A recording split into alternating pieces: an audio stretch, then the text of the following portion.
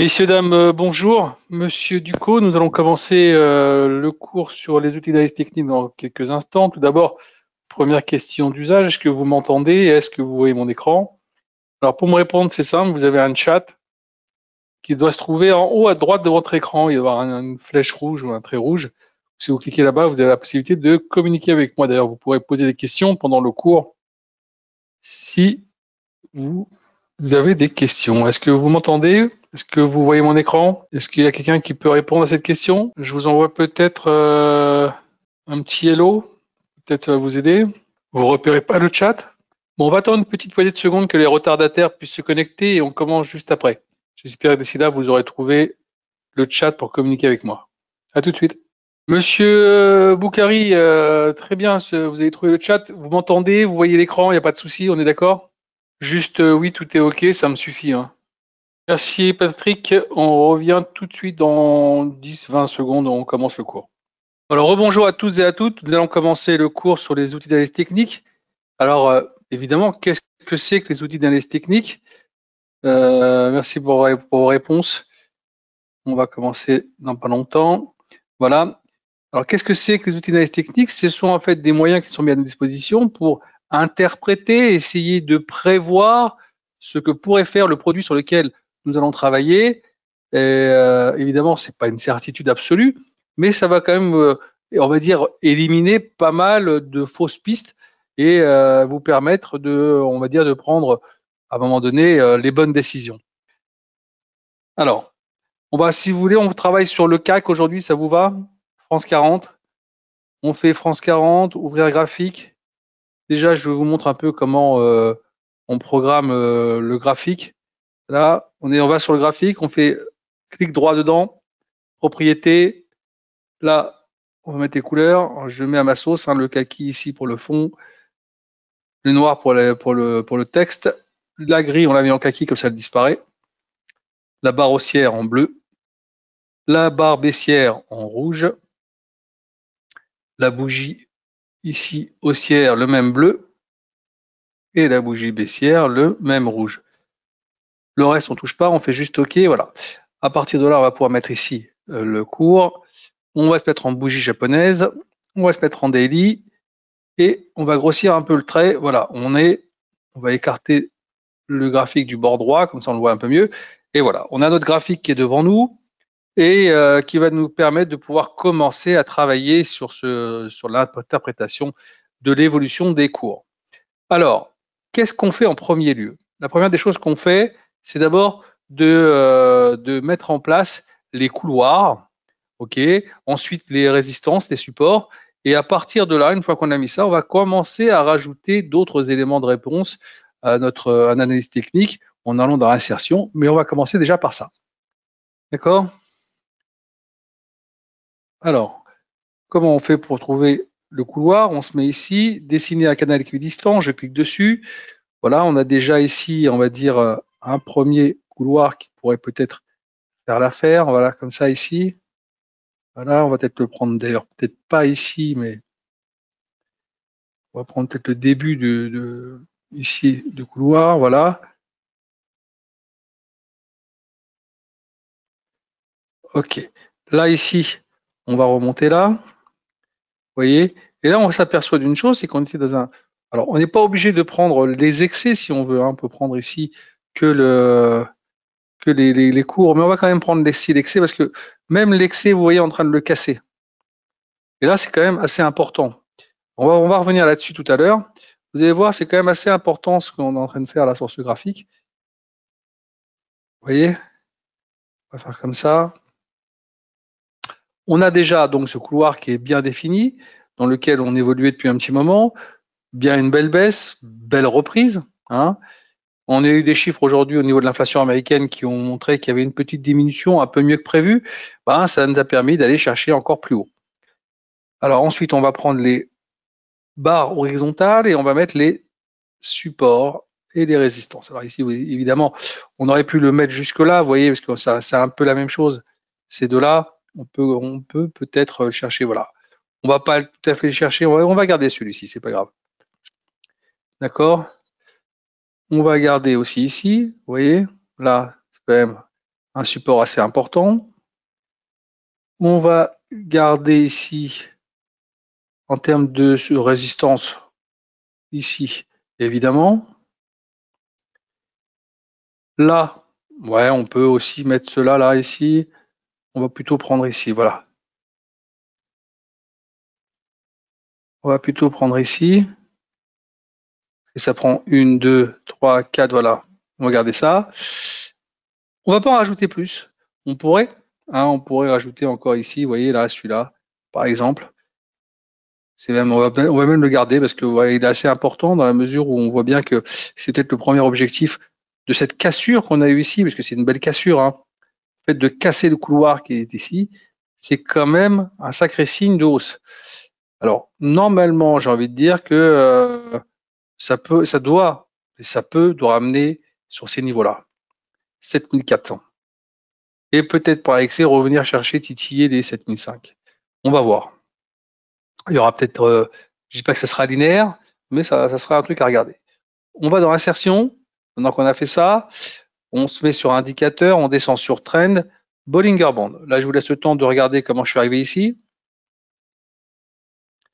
Je clique sur Bollinger Band. Là, je touche pas. Ici, à la programmation, vous pouvez changer la couleur si vous voulez, hein, la grosseur du trait. Vous faites OK. Et là, les bandes de Bollinger se mettent directement sur votre graphique. Alors, qu'est-ce que c'est que les bandes de Bollinger, vous allez me dire? Eh ben, c'est assez simple, hein, les bandes de Bollinger, c'est une moyenne mobile ici au milieu de 20 jours. Et par rapport à cette moyenne mobile, on a des écarts types qui se sont calculés, qui vont nous dire de quelle façon on pourrait bouger ces cours par rapport à cette moyenne mobile, soit vers le haut, soit vers le bas. Et normalement, quand on vient taper le haut de la moyenne mobile, on doit avoir des retracements un petit peu. On doit avoir, là pour l'instant, je pense qu'on va taper ici un petit peu et on devrait redescendre un peu, se calmer un petit peu avant de repartir peut-être. Mais normalement ici, sur ces niveaux-là, on devrait caler un peu. Voilà. C'est-à-dire que si ça vient taper ici, il y a quand même toutes les chances de voir un marché sur les 7225, 7220, avoir un marché qui cale un peu et qui redescende un peu pour reprendre son souffle. Ça ne voudra pas dire que la hausse est terminée, mais il aura certainement besoin de reprendre son souffle un petit peu. Est-ce que c'est bon pour l'instant? Donc, moyenne mobile. Et donc, si vous regardez ici, quand on a tapé en bas, on a rebondi. Là, ici, on tape en bas, on rebondit. Là, ici également. Là, tape en haut, ça redescend. Tape en haut, ça redescend. Alors, c'est pas toujours le cas. Comme vous voyez ici, on tape et on continue d'avancer. Et on continue de. Alors ça, c'est dans les marchés extrêmement baissiers ou alors dans des marchés extrêmement haussiers. Vous voyez ici, on tape, mais on continue de monter. Là aussi, on tape et on continue de monter. Donc, de temps en temps, quand la puissance du mouvement est importante, ça peut être mis à mal. Ce qui voudrait dire que si là, maintenant, demain, on vient chercher, qu'on casse ce niveau-là, ok, ça pourrait nous emmener nettement plus vite, nettement plus haut. Mais si on vient caler ici, hein, qu'on a du mal à franchir, eh ben, on aura un retour qui se fera. Donc voilà, vous avez déjà des points, donc notamment pour mettre des objectifs en termes de cours, aussi des stop-loss. Déjà, ça, c'est déjà pas mal. On a déjà des indications. On va trouver maintenant dans insertion, indicateur, on va dans oscillateur et on va aller dans Relative Strength Index, c'est-à-dire les RSI. Je vous laisse encore le temps de regarder. Je clique dessus. Je ne touche pas ici à la programmation. Encore une fois, vous pouvez changer la couleur ou la grosseur du trait. Vous faites OK. Et vous allez avoir la RSI qui va se mettre en bas. Alors, la RSI, c'est quoi? C'est un rapport entre les moyennes des hausses et les moyennes des baisses des 14 derniers jours et qui vont nous donner ce petit graphique. Excusez-moi, j'ai un message. Je regarde et je suis avec vous. Désolé.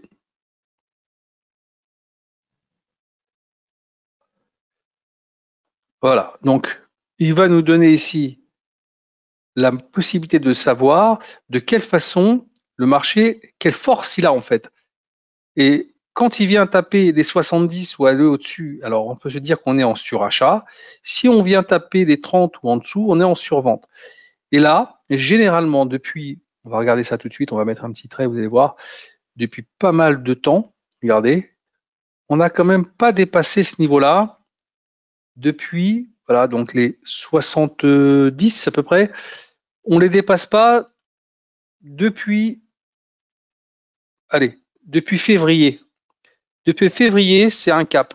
Donc, si vous voyez qu'on vient taper ici, si vous voyez que la RSI vient taper ici, déjà méfiez-vous d'un retour. Voilà. Donc, on va peut-être aller encore titiller un peu, mais là, déjà, ici, sur les 69, 70, là, vous vous méfiez du retour. Là, pour le moment, on est encore sur aux alentours des 61, 62. Donc, on peut encore tirer encore un peu. C'est peut-être là où je vous dis les 7225, peut-être 7230, et après peut-être un petit retour. Donc, faites attention à ça. C'est important de suivre la RSI parce que vraiment, c'est très parlant. D'accord? C'est vraiment très parlant là-dessus. Ensuite, on retourne dans insertion. Je pense que c'est compris pour tout le monde. Là, pour la RSI, c'est pas compliqué. On retourne dans oscillateur et on va aller sur MACD. S'il y a des choses qui ne sont pas comprises, vous avez le chat hein, et je reviens dessus, il n'y a pas de problème. Hein. MACD, voilà, on va un petit peu ouvrir comme ça. Qu'est-ce que c'est que les MACD? En fait, les MACD, ce sont deux moyennes mobiles exponentielles de 12 à 26 jours qui vont nous donner une lecture un petit peu différente des moyennes mobiles classiques. Alors, je m'explique. Comment ça se lit? Vous avez un signal, et vous avez des MACD. Quand on est en dessous du signal marché baissier, dès qu'on revient, vous voyez, dès qu'on revient et qu'on repasse au-dessus, marché haussier. C'est un peu ce qui s'est passé ici. Et hop, et ça commence à repiquer. Vous voyez, ça commence à repiquer. Et on les a ici, marché baissier. Hop, on vient taper ici. Et dès que vous voyez que la MACD commence à être un peu plus courte que la précédente, pour revenir quasiment taper le signal avant de repasser à la, eh ben, ça commence à être un marché haussier. Et vous voyez, pour l'instant, ça se démord pas, même si là, il y a une petite baisse, mais c'est plutôt, on va dire, anecdotique. Ok, le marché reste très solide et il a envie d'aller chercher plus haut. Alors, on verra jusqu'où il ira, hein, mais on le voit bien pour l'instant, c'est plutôt clair. D'accord? Donc, c'est important de dire cette MACD parce que vous voyez à chaque fois, ça se confirme. Dès que vous voyez la MACD qui commence à être un peu plus courte ici, hop, changement de cap et c'est parti pour redescendre. Marché, on était à la baisse, un peu plus court, hop, changement de cap, c'est reparti pour la hausse. Alors des fois, vous pouvez peut-être louper le début de la hausse ou le début de la baisse, mais c'est pas grave, l'essentiel c'est d'être dedans après et de pouvoir suivre le mouvement. Ensuite, on va aller dans insertion, on va aller rajouter encore dans oscillateur et on va ajouter les stochastiques. Stochastique, je clique dessus. Voilà. Alors, qu'est-ce que c'est que les stochastiques? À la base, les stochastiques, c'était un produit pour la répartition du hasard. Il a été appliqué par George Lane sur IBM. Et il s'est aperçu que la lecture de ce produit sur les marchés financiers était plutôt intéressante et qu'elle donnait des indications intéressantes pour pouvoir interpréter. Et donc, un peu comme les MACD, vous avez la stochastique ici en vert, là vous avez le signal. Quand on est au-dessus, marché haussier. Dès qu'on décroise et hop, on repasse comme ça, marché baissier. Là, vous voyez, on a un marché haussier, on commence à décroiser ici, on a une petite baisse, on la voit bien ici, vous voyez, qui vient se concrétiser là, et hop, ça redécroise, et donc à partir de là, à partir du moment qu'on commence un petit peu à amorcer cette remontée ici, vous avez déjà la possibilité de vous dire que peut-être que ça va repartir encore à la hausse, et pour l'instant, comme vous avez on va dire, une RSI qui était toujours orientée vers la hausse et ici pas de repiquage au niveau de la MACD, c'était l'occasion peut-être dans ce niveau-là de pouvoir re-rentrer dedans pour pouvoir taper et aller chercher les cassures qu'on a eues ici.